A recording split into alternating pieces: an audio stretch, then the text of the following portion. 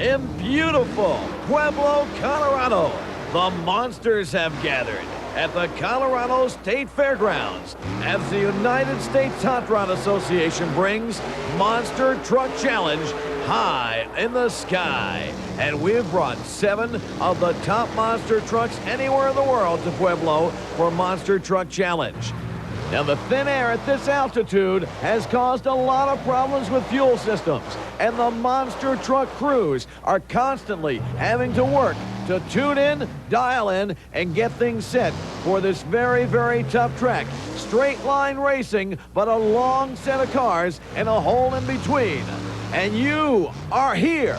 Strap in, buckle up, because Monster Truck Challenge is on the air on ESPN, the Total Sports Network.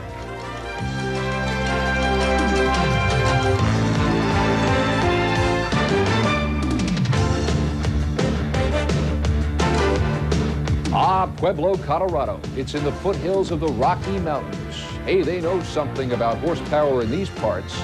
Those who are used to handling only 1 horsepower at a time had a real thrill when the big boys of the U.S. Hot Rod Association rolled into the Colorado State Fairgrounds, checking in at more than 1,000 horses each.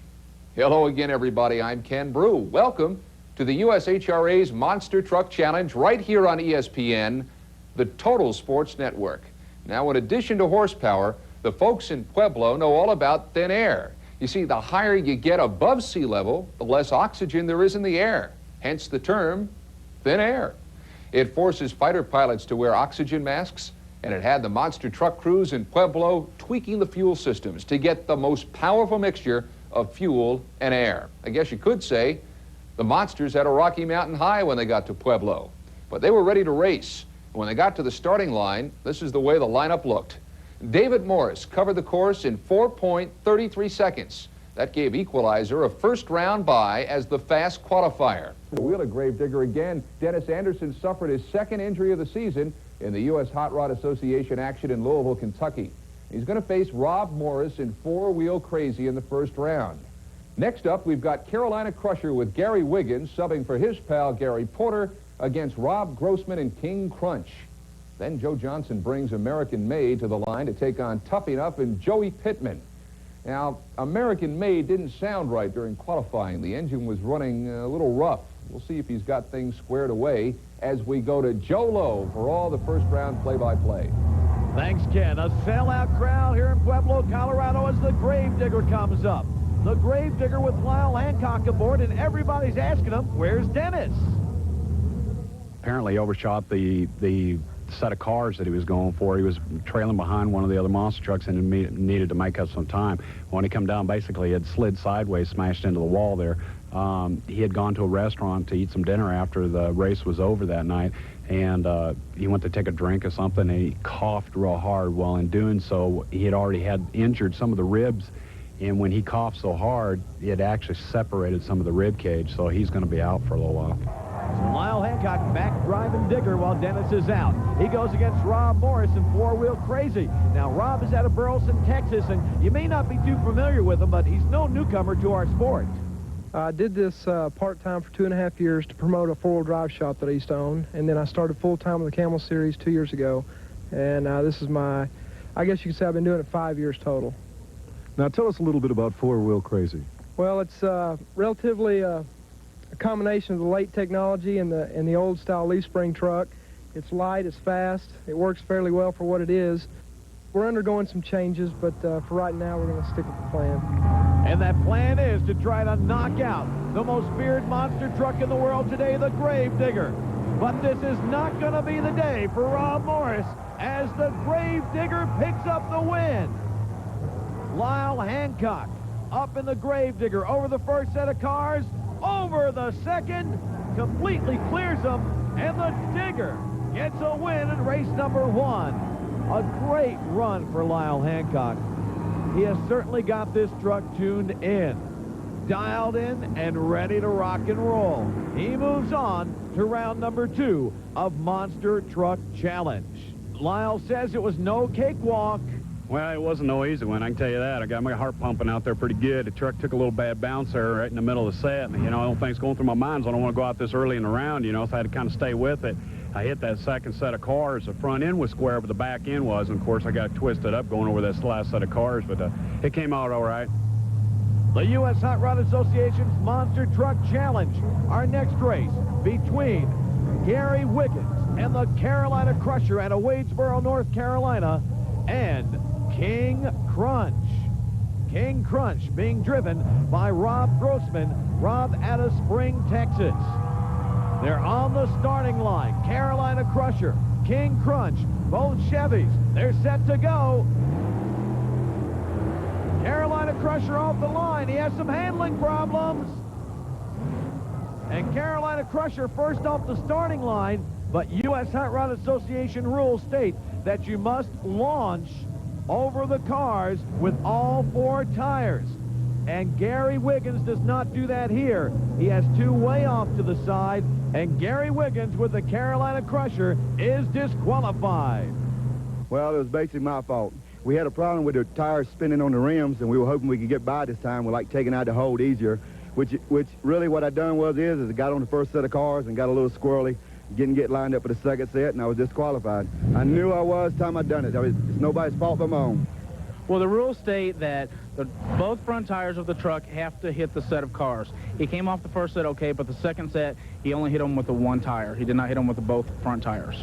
Now, what does that do to the Crusher in this to meet? What that does, that takes him out and allows King Crunch to be the winner. However, Carolina Crusher will return a little bit later.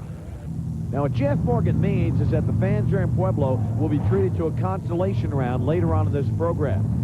Next up, American-made Joe Johnson out of Tucson, Arizona. He goes up against Tuff-E-Nuff, Joey Pittman. He's taken over the driving duties for Pablo Cruz, Tuff-E-Nuff's truck owner. Ever since I was a little kid, I've always wanted to be in some sort of competitive motorsports. I've drove some dirt track cars, and I would like to get more and more into the monster trucking and any type of automotive sports. I've just always loved it and always will. A great competitor as he works his way up through the ranks. And Tuff-E-Nuff does not appear to have any problem at all as American-made just sits on the starting line. Your winner, Tuff-E-Nuff, and an easy win for Joey Pittman. Yeah, it's an easy run, but I, kind of hate to see guys have problems like that when we really come here to race, and it's a bad misfortune for that. But other than that, I'll take it any way I can get it. Tuff-E-Nuff with the win. American-made still sitting on the starting line with some severe engine problems. And that's it for round number 1. Well, Joe Johnson hadn't solved his engine trouble, so he didn't leave the line against Tuff-E-Nuff. Gary Wiggins wishes he had left the line a little differently so he could get a better shot at that second set of cars. You heard U.S. Hot Rod Association official Jeff Morgan say that Carolina Crusher would be back later. That's because there'll be a consolation round right before the championship. We'll have that later in the program. And in the final heat of the first round, Gravedigger beat 4-Wheel Crazy. Lyle Hancock won a chance to take on the fast qualifier. We'll have all that coming up in just a moment when Monster Truck Challenge returns.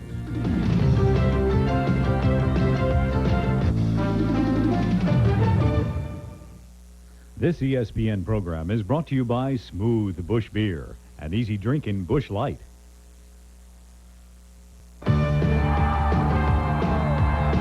Oh, the crowd loves it in Pueblo. See, Colorado has some of the world's best monster truck fans, and they're watching some of the world's best monster trucks in this U.S. Hot Rod Association action.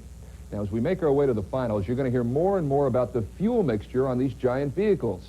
See, these trucks do most of their racing a lot closer to sea level. They're set up to burn an air that has a lot more oxygen than the air they're finding here at Pueblo. See, Pueblo is just under 5,000 feet above sea level. So the big question in these races is, who has the mixture problem solved? We learned a lot more about that in round 2 as David Morris takes off the warm-ups and gets in the game. As you recall, Equalizer had a first-round bye after turning in the fastest qualifying time. Gravedigger will be in the other lane. And the other half of our semifinal bracket has Joey Pittman and Tuff-E-Nuff against Rob Grossman and King Crunch. Speaking of kings, here's the king of monster truck play-by-play, Joe Lowe. Ken, they're coming up to the starting line in Pueblo. The Gravedigger, Lyle Hancock handling the driving duties while Dennis Anderson is recuperating. And David Morris out of Springfield, Tennessee with the hottest truck on the circuit, the Equalizer. Green light, and there they go. Gravedigger with a hole shot. Equalizer powered back. He comes from behind. And what a great run. Both drivers pedal to the metal. Both drivers with a superb run. But David Morris digs down deep, has things tuned in, and the Equalizer is over the finish line first. Again, the Equalizer, a picture-perfect run over the first set of cars, then mashes it down, finds the horsepower, and David Morris with the win, but not an easy one. I knew that was going to be a tough race, and it was. I don't know how close it was, but it looked like we was real close at the end of the course there, but we come out on top, and I guess that's all that counts. Gary Cook, the owner of the truck, he made a few adjustments on the motor, and it seemed like it had a lot of power on that run. Wow, you had the Equalizer out of the hole, but she came from behind to beat you. What happened? Well, that makes a difference in the motor and the cubic inch. That's where them big cubic inch motors will make tracks on you in a long course. They'll catch you in the end. We run quite a bit smaller motor. It's only 432 cubic inch. We got to drive it pretty hard to stay out front. I had him over the first set of cars, and he outpowered me going to the second set. It was a pretty good race. I mean, I looked out the side window going over the second set of cars. He was right next to me. I didn't even know who won. We know that Equalizer's going to the finals, but who is he going to face? It could be this truck, Tuff-E-Nuff. Tuff-E-Nuff's running real good. We've got a new fuel pump on it. We're getting our fuel mixture adjustment right, but we're getting better each round, and we're going to make another adjustment here in a minute, and then we're going to be back out there again for second round. We're changing the air mixture, the air-fuel mixture up here in Colorado. The altitude's different than where we're used to running down in Phoenix, so we have to tinker with it a little bit when we get up here. Once we get that air and fuel mixture right, she'll run real good. Joey Pittman and Tuff-E-Nuff facing King Crunch. Rob Grossman out of Spring, Texas. Green light, there they go. King Crunch with a hole shot. Tuff-E-Nuff running strong, and he gets the win. Now, that's very, very unusual to see a truck with a hole shot not win the race. But again, a long course, you've got the altitude problem, and Tuff-E-Nuff providing a lot of horsepower right here as he powers through for the win. Tuff-E-Nuff will face the Equalizer in our final. A great run for Joey Pittman. Yeah, he had lane choice. Unfortunately, I preferred the left lane. That right lane is a little rough coming off that first set of cars, and he took me on it, and I thought I might be able to pull it out on that second set, but I just didn't give it enough gas. Yeah, we had a good run that last run. I really got in it good. We got her pretty much adjusted out right now, and we're going to be going for number one tonight. Hopefully we can do it. David Morris showed how he got to be the hot truck in the U.S. Hot Rod Association competition this season. Lyle Hancock reacted to the light perfectly, had a great hole shot. But Morris refused to give up. Got a ton of horsepower from Equalizer and won a great race with a great come-from-behind effort. And you got to know that Joey Pittman's loving it. He got tough enough in the championship race with a chance to prove he's tough enough to take the title away from Equalizer. Listen, before we bring you the race for the championship, we're going to have the consolation round from Pueblo. But before we do that, we're going to pause for a word from our sponsors. Monster Truck Challenge continues here on ESPN in just a moment.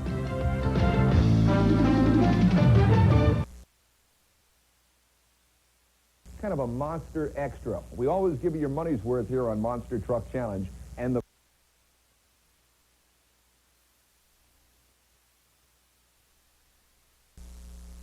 Pueblo to bring you some unusual action from the Colorado State Fairgrounds. Kind of a monster extra. We always give you your money's worth here on Monster Truck Challenge, and the fans got their money's worth at the USHRA's Consolation round, giving the losers a chance to show their stuff one more time before the championship race. Here to fill you all in on the consolation bracket is Joe Lowe.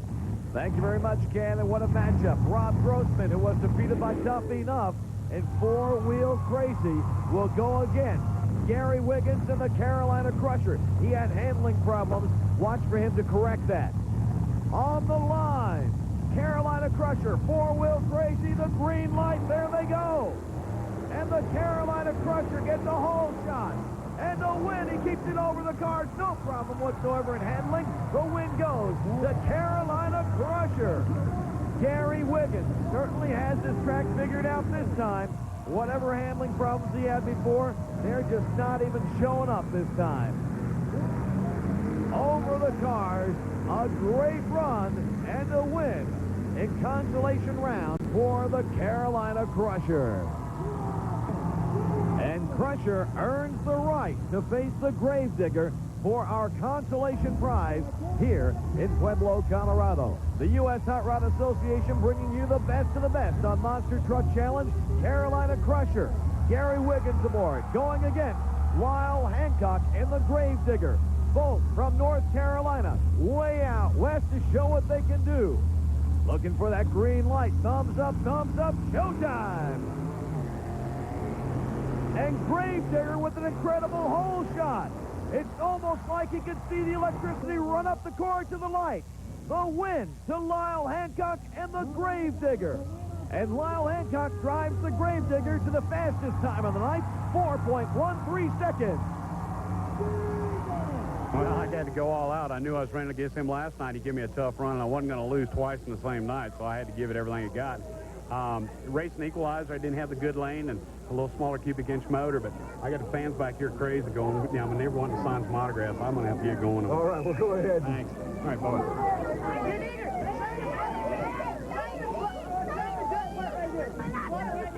Man, I'll tell you, Lyle Hancock just loves to race. He goes out in the consolation bracket. Instead of taking it easy on his truck, instead of saying, hey, I don't have anything to win, I got everything to lose, puts his foot on the floor and turns in the fastest time of the night. That is a true professional. We're going to break out here just for a second, but when we come back, the run to the winner's circle in Pueblo, Colorado, when Monster Truck Challenge continues in just a moment.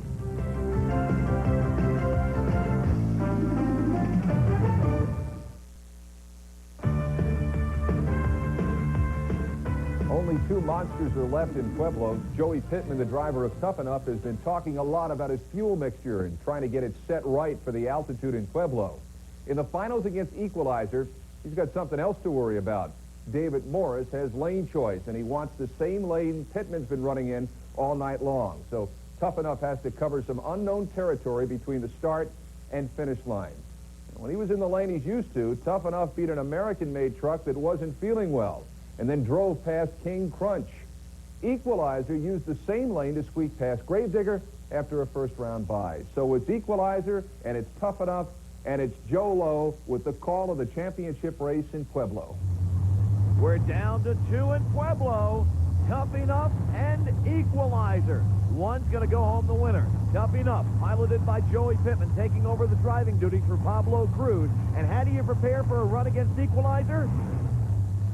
We've done about all we're going to do adjusting-wise. I was just cooling her off a little bit and just mainly getting ready for it mentally. Any special strategy you're going to use? Well, I'm not in the lane I've been in all night now. I've been stuck in the bad lane because the guy I'm racing had Equalizer has lane choice. So it's going to be a little different for me running in another lane that I'm not familiar with tonight. But I'm just trying to ignore that. I'm just going to hammer it. And the hottest running truck on the U.S. Hot Rod Association Tour right now, David Morris in the Equalizer. David out of Springfield, Tennessee. And what's David's strategy going into this championship race? I'm just going to try to run my race and hope to take the win. I believe we're pretty close on the fuel right now. We wasn't at first, but now I think it's coming around. I hope we can take another win. If we can, then we'll be the winner of the whole deal. As David says, let's see who's going to win the whole deal. Tuff-E-Nuff or Equalizer? Thumbs up, green light. Oh boy, Tuff-E-Nuff has problems bouncing around after the first set of cars, and Equalizer sails on to an easy victory. David Morris and the Equalizer winning it all in front of a sellout crowd in Pueblo, Colorado. Off the line, this guy is one heck of a driver. That's why he's got the hottest truck on the U.S. Hot Rod Association Tour. The Equalizer, your winner in Pueblo, Colorado. David Morris has got to be one happy camper. Off the line, they were evenly matched. The Equalizer with a bit of a hole shot, but right here, Tuff-E-Nuff bobbles around, bounces around, loses power, and the Equalizer goes on to victory. David Morris is standing by in the winner's circle with our own Jim Clark. We was really doing good here tonight. The truck was running good. everything seemed to work just perfect, and we took that win. From our view of it, you had him all the way. Yeah, I got hold of the first set of cars, and I thought I had him, so I tried to make sure I just got good and straight for the second set so I wouldn't mess up.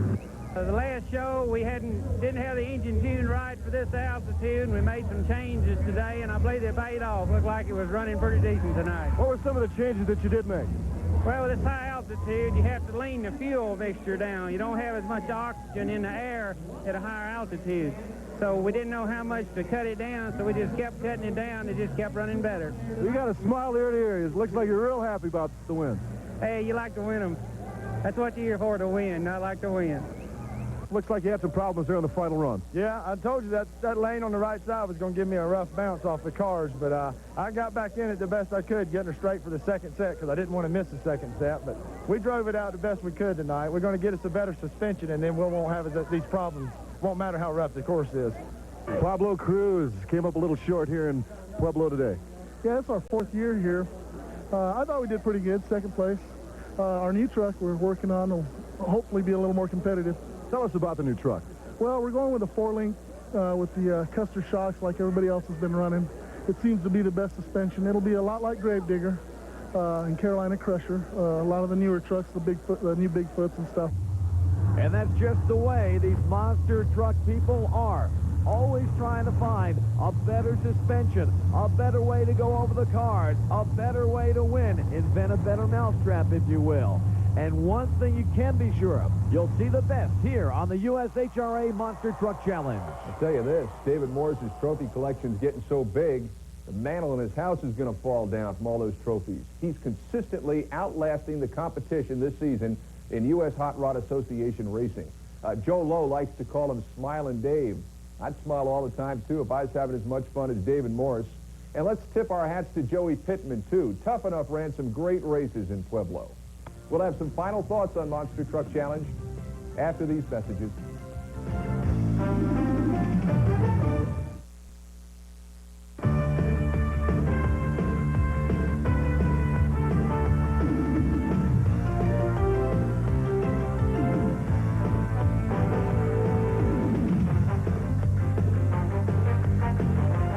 Exciting as this has been, it's going to be tough to say goodbye to Pueblo and the Colorado State Fairgrounds. That track provided some great racing.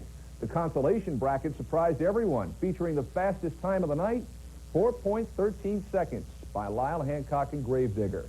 There were few surprises in the championship round. Equalizer grabbed lane choice for the evening with the fastest qualifying time, then drove straight into the winner's circle without even looking back. Oh, let's look back for a second here. Some highlights with our pal Joe Lowe. Ken, we have seen some great racing today and also some handling problems. Again, the altitude has taken its toll here. Gary Wiggins of the Carolina Crusher got disqualified in round number 1. He had handling problems. That lane caused fits for people all night long. Joey Pittman and Tuff-E-Nuff, he was doing a lot of bobbling around. And poor American Made, all he could do during that run was just sit there on the starting line. He never could get that fuel mixture figured out. This run between the Gravedigger and the Equalizer was incredible, evenly matched, and then the Equalizer reaching down, finding the extra horsepower, edged out Gravedigger as he goes on to the championship run. Tuff-E-Nuff got things figured out real well. He took out King Crunch, so he moved on to the final. And then it was Equalizer and Tuff-E-Nuff side by side. Equalizer in the good lane. At least that's what they called it. Tuff-E-Nuff had a lot of problems bouncing around, and the Equalizer got an easy win. Thanks, Joe. Great work as always. And thank you, Monster Truck Racing fans, for tuning us in. Check your local listings for the next episode of the U.S. Hot Rod Association's Monster Truck Challenge, right here on ESPN. We'll see you then. So long, everybody.